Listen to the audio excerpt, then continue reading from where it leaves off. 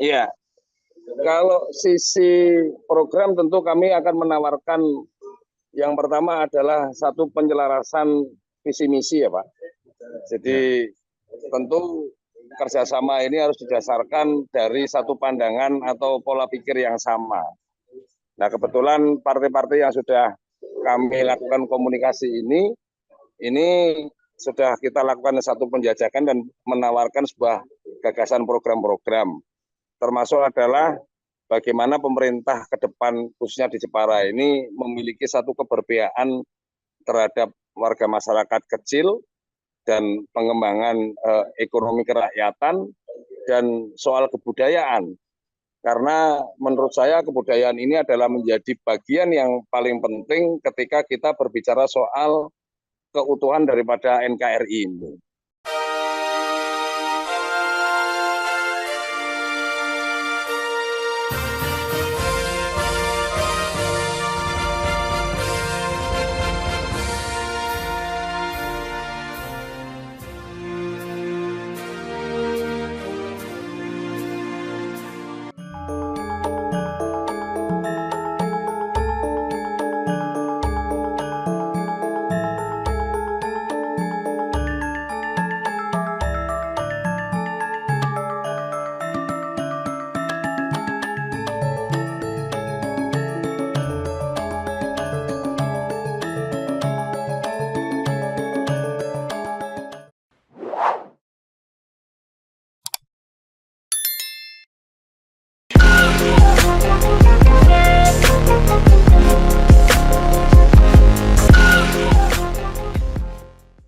Assalamualaikum warahmatullahi wabarakatuh. Bersama saya Bambang Sadono di kanal Inspirasi Jawa Tengah. Mudah-mudahan kanal ini selalu bisa memberi inspirasi, motivasi, dan edukasi.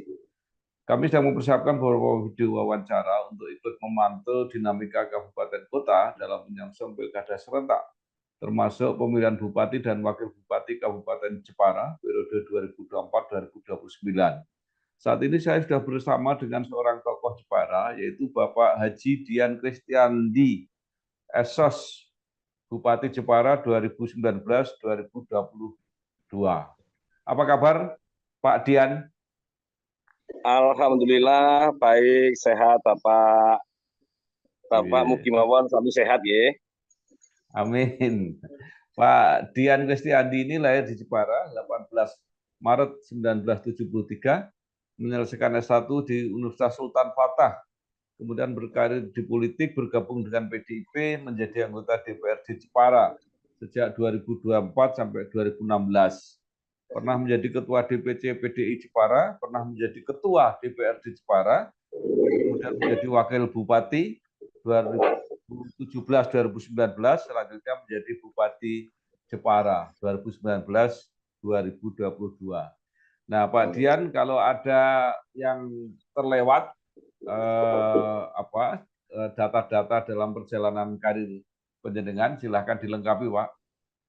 Oh, sebenarnya sudah sangat lengkap itu Pak. Cuman kalau di kepartean memang tidak hanya pada saat menjadi ketua DPC ya, karena perjalanan mencapai ketua DPC itu juga cukup panjang Pak. Yeah. Jadi menjadi wakil ketua DPC Jepara itu 4 kali periode kepemimpinan. Oh. Yeah. Wakil ketua DPC dan menjadi sekretaris DPC 2 kali Pak. Jadi kepengurusan ini semenjak PDI menjadi PDI Perjuangan. Iya. Gitu. Kelihatannya jadi terakhir gitu. Dan sekarang pun setelah jadi ketua DPC masih dipercaya dalam posisi wakil ketua bidang kehormatan partai di DPC partai ini di Jepara.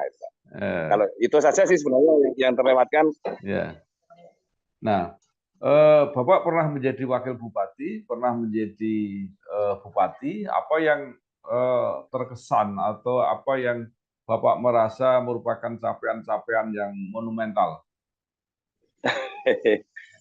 Iya, matur nuwun Pak Bambang. Ini pertanyaan yang agak sulit karena memang belum banyak yang bisa kami lakukan pada saat itu. Tapi cukup terkesan dan menjadi sebuah kebanggaan ketika kita ini bisa ikut berkontribusi memberikan sesuatu yang bisa dimanfaatkan oleh warga masyarakat khususnya di Jepara gitu. Jadi hal-hal yang kemudian bagaimana Bupati ini bisa mengambil sebuah langkah strategis yang bisa memberikan keberpihakan kepada masyarakat, ini menurut saya sesuatu yang sangat membanggakan bagi pribadi saya. Karena sebagai warga masyarakat Jepara tentunya yang hampir 1,3 juta ini kan banyak yang juga menginginkan bisa berbuat sesuatu buat masyarakat banyak di tentunya di Kabupaten Jepara gitu. Dan saya diberikan kesempatan untuk itu, maka kami bersyukur bisa ikut secara pribadi ini yang didukung oleh partai politik, dan itu saya kira seiring dengan menjadi salah satu tujuan partai untuk bisa memberikan satu kontribusi terhadap pembangunan di Jepara dan memberikan keberpihakan bagi warga masyarakat kecil yang ada di Jepara. Satu contohnya adalah ketika banyak orang merasakan, terkadang kalau kita ini Pak, orang itu kalau orang kampung sakit itu terkadang kan ada rasa ketakutan Pak. Bukan kalau sakit itu memang ada rasa sakit gitu. Takut, tapi kalau takutnya itu nggak mampu berobat ke rumah sakit ya, kayak begitu. Ini kan ketakutan warga masyarakat yang memang masih banyak dirasakan gitu. Sehingga kami pada saat itu mengambil satu langkah kebijakan di luar yang sudah diberikan fasilitas oleh negara melalui pemerintah pusat dengan JKN-nya itu, tentu dengan segala bentuk dinamika yang ada, masih ada pula warga masyarakat yang belum tercover oleh kepesertaan BPJS ini. Maka Pemkab Jepara memberikan bentuk pelayanan secara gratis bagi seluruh warga masyarakat Jepara yang tentunya memang kita sesuaikan dengan kemampuan keuangan daerah, maka kita batasi di ruang kelas 3. Nah, ini merupakan satu pengalaman dan yang membuat kesan secara pribadi sangat bersyukur mampu memberikan sesuatu buat warga masyarakat Jepara. Makasih Mbak Bang.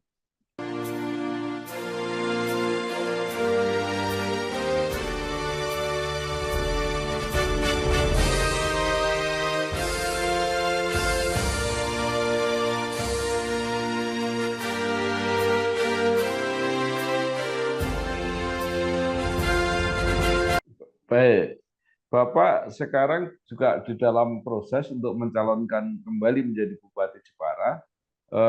Apa yang menurut Bapak yang belum sempat dikerjakan atau belum tuntas dikerjakan pada saat menjadi Bupati dan yang akan masih diteruskan, dilanjutkan lagi ke depan?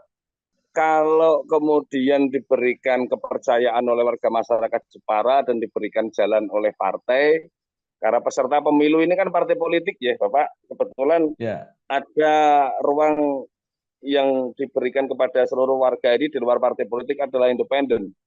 Nah, tapi jalur independen ini kan secara tahapan pemilu sudah terlewatkan. Maka sudah menjadi barang sebuah keniscayaan, satu-satunya nanti adalah memang melalui partai politik, karena saya menjadi bagian dari partai politik itu sendiri, khususnya PDI Perjuangan.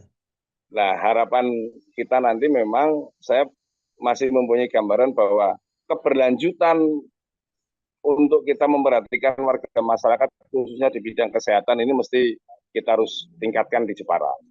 Yang kemudian kedua, memiliki satu keinginan bahwa sektor kebudayaan ini tidak hanya di Jepara, kalau menurut saya secara nasional bahkan kalau boleh mengatakan itu ya mulai meluntur. Pemahaman soal Pancasila ini juga mulai meluntur. Bahkan belum banyak yang mengenal bahwa 1 Juni itu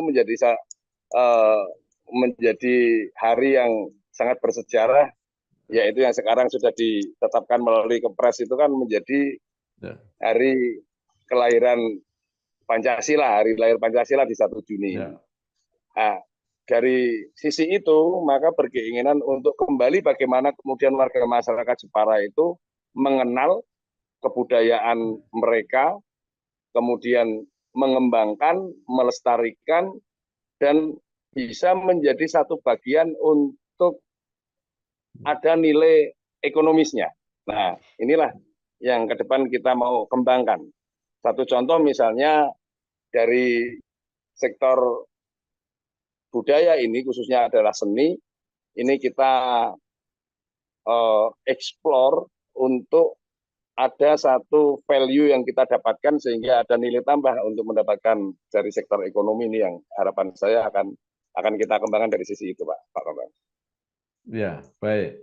Tadi sudah Bapak katakan bahwa untuk masuk ke kontestasi pemilihan bupati, jalurnya tinggal satu, yaitu jalur partai politik. Nah, Ya. Bapak sendiri melalui jalur partai politik PDI Perjuangan, kalau tidak salah PDI Perjuangan sudah membuka pendaftaran, Pak ya. Artinya Betul. siapa saja yang sudah mulai mendaftar di PDI Perjuangan? Kalau siapa saja saya tidak mengingat secara keseluruhan, tapi ada Ya, beberapa menurut saya mereka menjadi kader terbaik Jepara ya, karena ya, mempunyai inisiatif untuk berkontribusi terhadap daerah ini kan memang menurut saya menjadi sesuatu yang bisa dikatakan mereka menjadi orang-orang yang memiliki satu komitmen ya, terhadap kemajuan di Jepara ini. ya, Kalau tidak salah ada 17 yang kawan-kawan yang masuk di dalam proses penjaringan di PDI Perjuangan. Nah, kalau ditanya nama-namanya memang agak-agak lupa, tapi kalau tidak salah ada salah satu ketua partai politik PKB yaitu eh, Gus Nung atau ya, Mas Nuruddin Amin ini yang saya cukup mengenal, dia itu masuk penjaringan di PDI Perjuangan, Pak. Ada ya. beberapa nama yang lain, cuman saya agak lupa-lupa namanya itu. Ya, kalau dari internal PDI sendiri, Pak. Kebetulan yang internal cuma saya sendiri. Oh, gitu, Pak ya. Jadi ketua DPD tidak ikut, Pak, ketua DPD yang sekarang. Pak Ketua DPC Kayak mungkin ketua DPC. mengambil kemarin ya ketua DPC itu ada perpanjangan waktu untuk pendaftaran. Jadi pada saat penutupan sampai batas waktu penutupan pada saat itu cuma saya.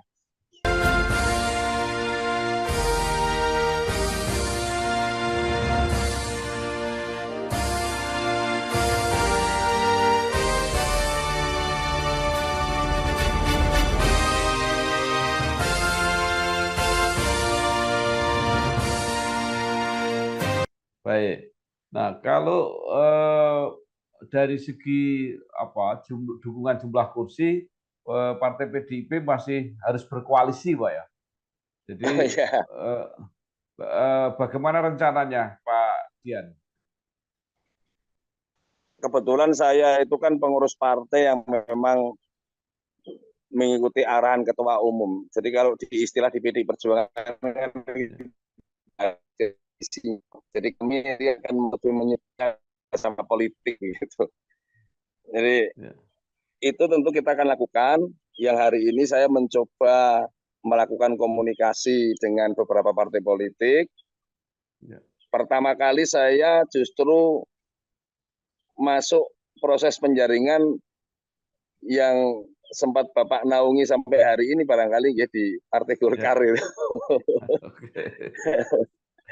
Saya Iya, masuk penjaringan di Partai Golkar dan kemudian mengikuti proses lagi di Partai Gerindra, kemudian di Partai Persatuan Pembangunan, dan satu lagi di Partai Kebangkitan Bangsa. Ada 4 ya. partai di luar PDI Perjuangan yang mencoba kami melakukan satu komunikasi. Makatan, Oke. Pak Bambang. Baik. Pak Dian, kalau tidak salah, PDIP mengeluarkan surat penugasan kalau nggak salah ya setelah rakernas itu untuk kader-kader yang dianggap potensial untuk mencalonkan kepala daerah. Bagaimana dengan Betul. Jepara, Pak? Kalau itu yang saya sempat dengar pada saat mengikuti Rakernas itu ada 70 baru 70 kabupaten kota yang diberikan surat tugas kepada mereka para bakal calon. Memang kemudian Jepara belum termasuk yang hari ini sudah mendapatkan surat tugas tersebut. Jadi kita menunggu-nunggu ini Pak untuk segera diberikan surat tugas itu, entah kepada siapapun yang ada di PDI Perjuangan, karena saya menjadi bagian struktural partai ya tentu akan mengikuti dan tegak lurus atas perintah Ketua Umum partai. Jadi nanti dari PDI Perjuangan itu ada sudah menjurus ke satu nama atau bisa beberapa nama Pak diberi penugasan itu? Kalau pengalaman yang selama ini pernah saya jalani, jadi karena pernah sekali mengikuti proses pemilu kada ini kan di tahun 2017 ya, itu ya memang PDI Perjuangan hanya memberikan satu penugasan. Satu penugasan kepada barangkali yang menjadikan kandidasi siapa nanti yang akan layak dikandidasi oleh partai.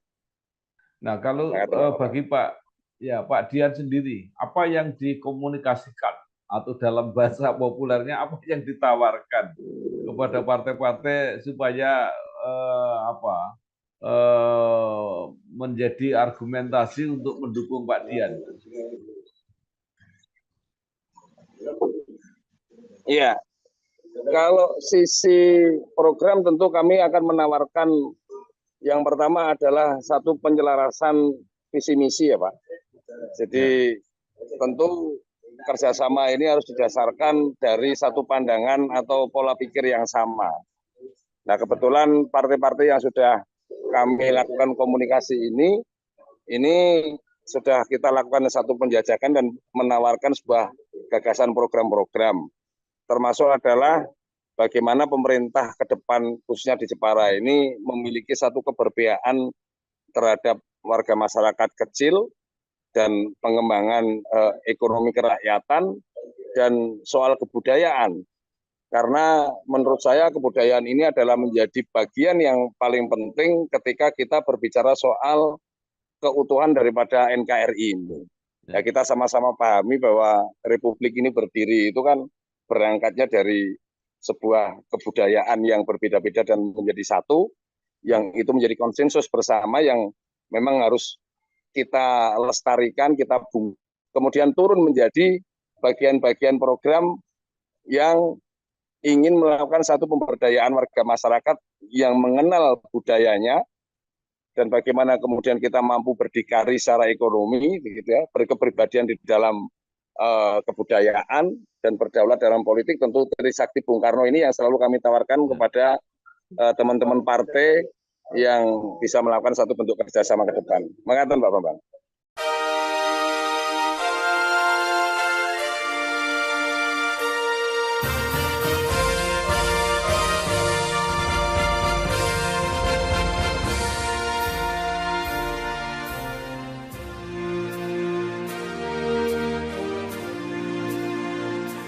Ya, baik.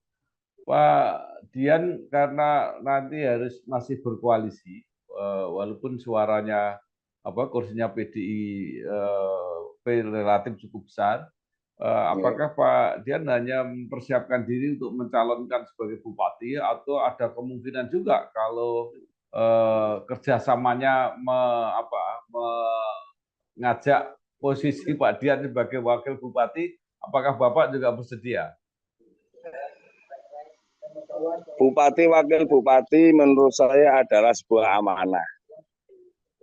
Nah, dalam proses mengikuti amanah ini kita pahami adalah melalui partai politik. Saya kira saya akan mengikuti apa yang menjadi petunjuk dan arahan bahkan perintah dari partai, dan partai akan mesti punya hitung-hitungan apa yang terbaik yang dilakukan oleh partai ini, maka kami menyerahkan sepenuhnya kepada DPP partai untuk menentukan posisi yang harus diambil secara strategis.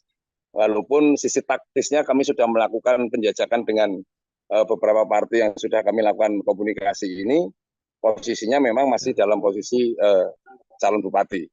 Tapi kalau kemudian partai yang memberikan ruang kepada saya untuk mengikuti kontestasi ini memiliki satu pandangan yang lain dalam hal yang strategis, maka kami menyerahkan sepenuhnya kepada DPP partai, Pak Bapak. Ya, luar biasa. Nah, kemudian tadi Bapak bicara situasi kultural. Masyarakat ini ada yang mengatakan semakin pragmatis ketika memilih, ada faktor-faktor yang sifatnya transaksional. Nah, menurut Bapak, bagaimana caranya menghadapi situasi semacam ini untuk tetap mendapat kepercayaan masyarakat? Itu pertanyaan yang agak sulit memang Pak Babang. Jadi karena untuk bagaimana kemudian warga masyarakat khususnya di Jepara ini terlepas dan terhindar dari soal politik yang sifatnya transaksional memang tidak bisa berdiri dan dilakukan sendiri ya. Jadi seluruh pihak mesti harus melakukan itu. Maka yang paling penting adalah komitmen kami dari PDI Perjuangan ini ya menunjukkan kepada masyarakat bahwa budaya-budaya pragmatisme, transaksional ini adalah budaya-budaya menurut saya adalah pengaruh-pengaruh liberalisme ya. Maka kita akan tunjukkan kebersamaan dengan masyarakat, bersama-sama masyarakat, bagaimana kemudian kita lebih menunjukkan sebuah kegotong royongan, kebersamaan, itu menjadi komitmen kami, sehingga harapannya masyarakat bisa menerima itu, karena sebenarnya sejatinya mereka lebih senang melakukan sesuatu hal ini dengan bergotong royong daripada mereka melakukan secara parsial dan sendiri-sendiri. Kebetulan di Jepara ini kalau melihat kulturnya masih banyak terjadi di masyarakat itu dalam misalnya ada kepentingan-kepentingan lingkungan. Orang kampung itu kan suka misalnya ada membuat rumah, itu sifatnya istilahnya kayak sambatan begitu, itu masih sering terjadi. Tapi karena bahwa pengaruh dari luar yang sedemikian hebatnya, termasuk ini adalah sisi negatif daripada media-media sosial ini, maka kami berkomitmen untuk selalu membumikan Pancasila. Karena itu menjadi salah satu wujud bahwa pemahaman dan soal Pancasila ini mulai meluntur, sehingga lebih mudah dipengaruhi hal-hal yang demikian itu, Pak Babang. Maka komitmen kami kita akan tunjukkan dengan keyakinan sesuatu yang baik dan kita bersama-sama bergotong royong, itu menjadi komitmen kita. Maafkan Pak Babang.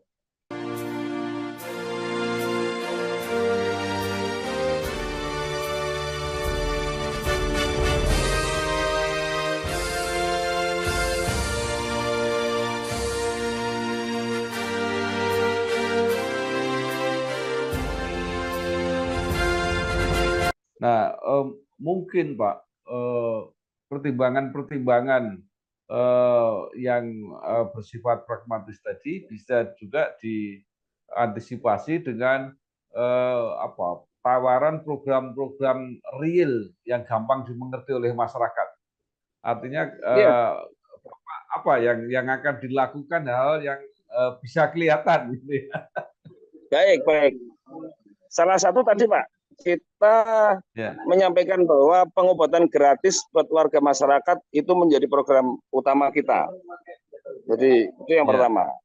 Soal pendidikan, bahwa kita tahu menjelang atau menyongsong 45 dengan bonus demografi kita ini, tentu yang menjadi pijakan dasarnya adalah soal pendidikan. Maka kita akan tawarkan kepada warga masyarakat, bahkan kita memberikan ruang untuk para mereka lulusan SMA dengan beasiswa bisa melanjutkan pendidikannya di jenjang S1 ini di luar negeri.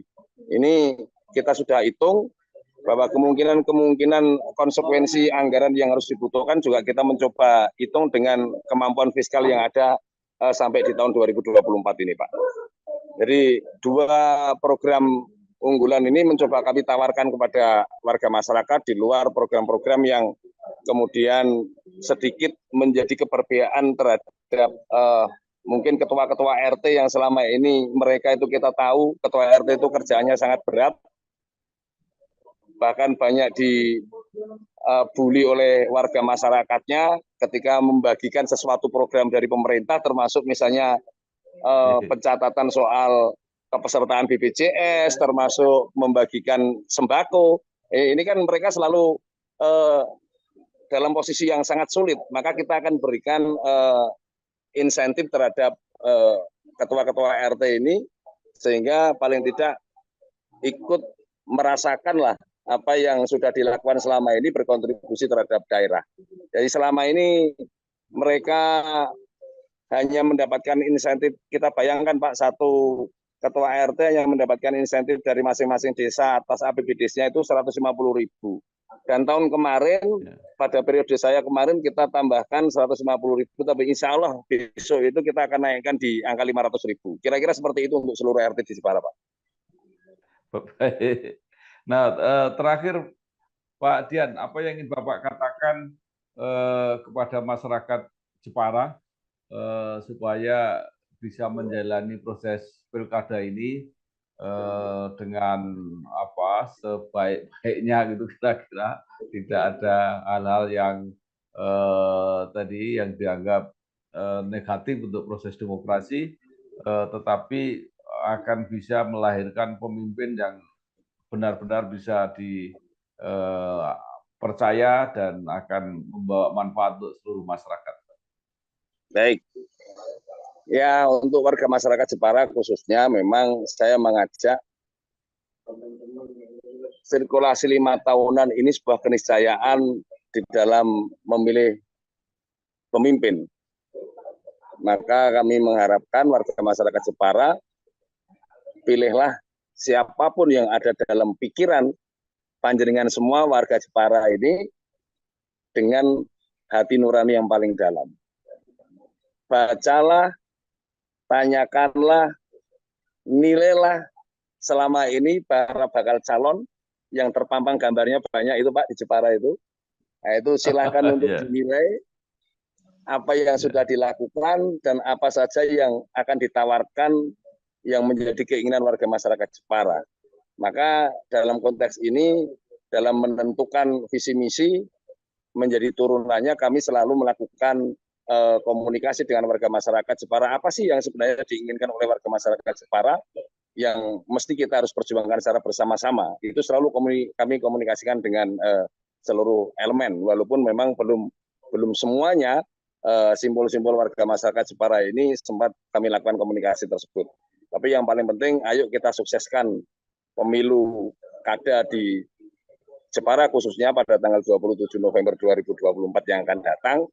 Kita mesti harus memberikan kepercayaan kepada mereka, siapapun yang dipilih, semoga saja apa yang menjadi pilihannya itu betul-betul mampu membawa amanah daripada warga masyarakat.